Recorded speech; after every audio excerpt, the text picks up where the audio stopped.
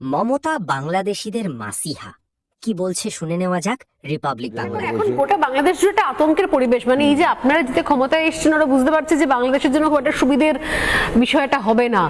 এবার সবাই যারা যারা দেশ থেকে বেরিয়ে গিয়েছিল, প্রতিবেশী দেশে গিয়ে বিভিন্ন জায়গায় গর্তে দিয়েছিল, তারা আবার নিজের দেশে ফিরে আসবে।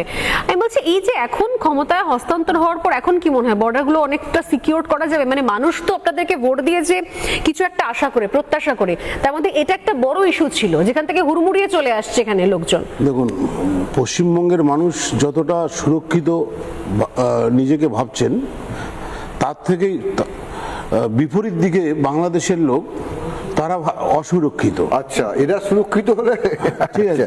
এবং বাংলাদেশের মানুষের একটা ধারণা মনের মধ্যে ছিল যে পশ্চিমবঙ্গ এবং বাংলাদেশ এই দুটা কিছুদিনের মধ্যে আমাদের গ্রেটার বাংলাদেশ হবে। আহা, এই স্বপ্ন নিয়ে তারা কাজ করছিলেন। এবং মমতা ব্যানার্জি বাংলাদেশি যারা মৌলবাদী মানুষজনরা আছেন তাদের কাছে মানে মৌলবাদীদের মানে কি বলবো, মাসিহা টাইপের। এটা আমিও যখন কয়েকবার বাংলাদেশ গিয়েছিলাম, আমিও দেখে মনে হচ্ছে মানে মমতা ব্যানার্জি মানে মমতা আপা ওদের কাছে মানে একটা বিশাল ব্যাপার একখান, মানে উনি আছেন মানে হচ্ছে আমরা সবাই সেফ আছি, আমরা সবাই ঠিক আছি, মানে এরকম একটা ব্যাপার।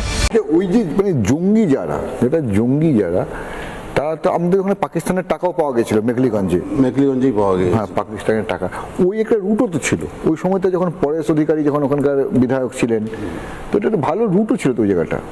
একদম ওখান থেকে আপনার চাংড়াবান্ধা ওদিকে লালমনিরহাট না, ওদিকে আপনার হচ্ছে লালমনিরহাট না, ওটা নীলফামারী ডিস্ট্রিক্ট। নীলফামারী, হ্যাঁ। তো চাংড়াবান্ধা ইমিগ্রেশন চেকপোস্ট রয়েছে। তো এই ইমিগ্রেশন চেকপোস্ট দিয়ে তো বৈধভাবে পাসপোর্ট নিয়ে যারা ভিসা নিয়ে আসে তারা তো আসছেই। এবং তার পাশেই হচ্ছে 3 বিঘা করিডর, যাদের ভিসা নেই তারা 3 বিঘা করিডর হয়ে ঢুকে যেত।